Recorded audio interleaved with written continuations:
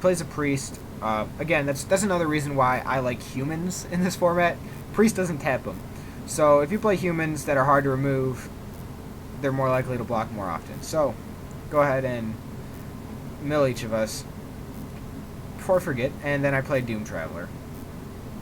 Just a little bit of a roadblock for him.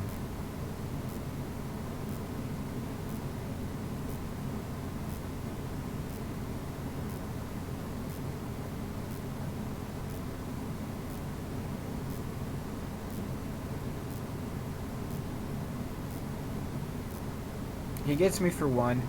I'm not too sad about this. Plays planes. And there's a flyer. Draw a cellar door. Now, most likely, I just want to deal with his flyer. Cellar door doesn't fit into the scheme well in that if I play it this turn, and then say I do draw land, I'd more rather play the curse. So just playing it now doesn't seem good. It just slows me down too much. I'd rather just negate his flyer. Mill both, and I do put a Dream Twist in the graveyard, which is nice. And I get rid of one of his enchantment removals. So he's going to have a harder time, you know. He can't kill my tome necessarily with it, or that sensory deprivation. Most of my removal spells are indeed enchantments. Bonds of Faith probably should have came out in this matchup. The amount of humans he plays is quite a few. It does take out his flyers, but again, it seems dead more often than not. Probably even should have put Bonds of Faith on his chapel in hindsight, just because of the number of humans he plays.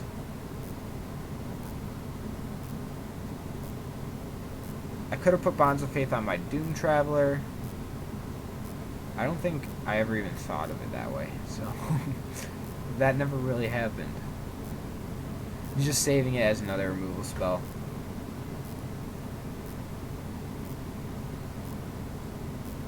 He equips his Priest, which I was fine with, because that means if I ever needed to block, they would just trade. So, might as well just play the Cellar Door. No reason really to waste sensory deprivation on his little creatures. Mill us both. I get rid of a land. I really wanted to draw a land at any point, really. 3 would have been phenomenal. That curse just would have made my clock infinitely faster. 1 Ghoul Caller's Bell doesn't get the job done very quickly.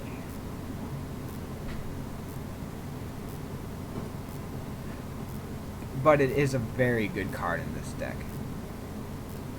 Just putting...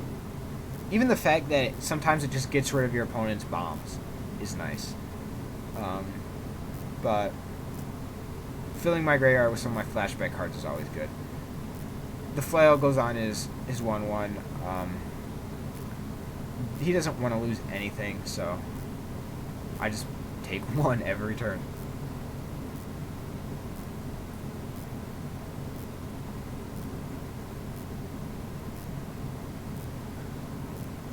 The Flail goes back to his Priest. Not really sure why he kept moving it back and forth.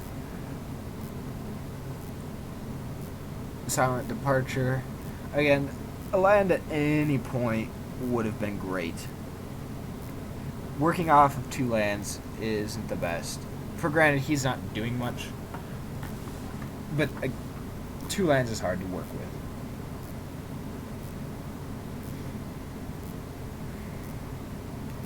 So he just keeps moving his Flail back and forth.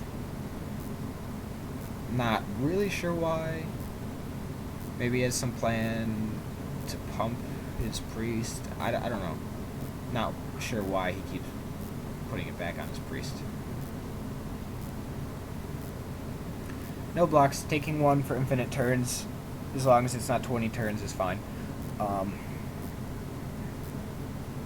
He does have the clock on me. No, actually I have the clock if no damage is added. Just milling 2 cards. Get rid of my Angel. Fine with this because it's not going to do anything soon. I flashback a Dream Twist now just because I want to start playing spells. I don't see a window really where I'd be able to flash it back later if I ever draw a land.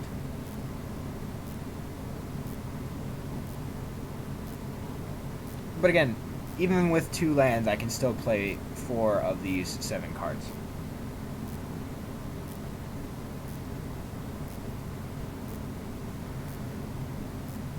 He must have some number of red cards in his hand. He looks like he got some kind of color screwed as well. 6 planes and not a very aggressive hand is interesting. Like I said, probably some number of red spells. There's a Thraben Sentry, which is kind of bad. He can start attacking with both of his guys now, but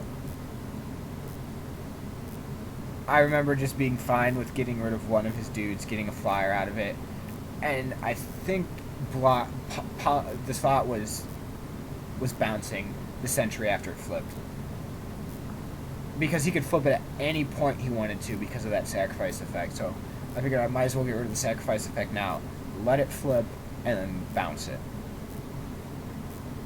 So his Sentry flips. He's got a 5/4 trample. Kind of annoying.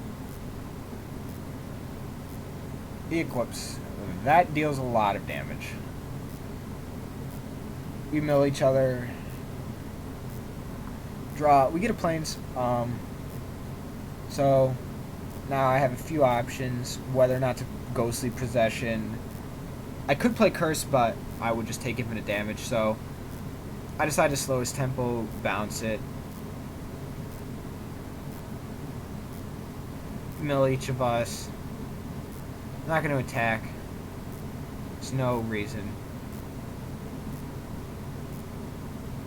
He's got a Sentry and 2 mystery cards.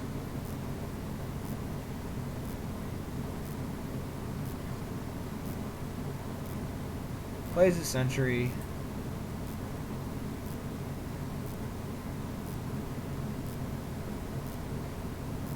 Another reason to bounce it is possibly to get him to think that by attacking with his priest, if he equips with the flail, and then our guys trade, then his Sentry flips. I'm perfectly fine with this line, because at that point I would be able to equip a Ghostly Possession on his Sentry. But he uses an Exorcism. He probably thought a while because he wanted to save it for a Curse, but he makes, I think, the correct play and, you know, starts getting in for 2. Again, this is another turn where it would be great to draw a land. That doesn't happen.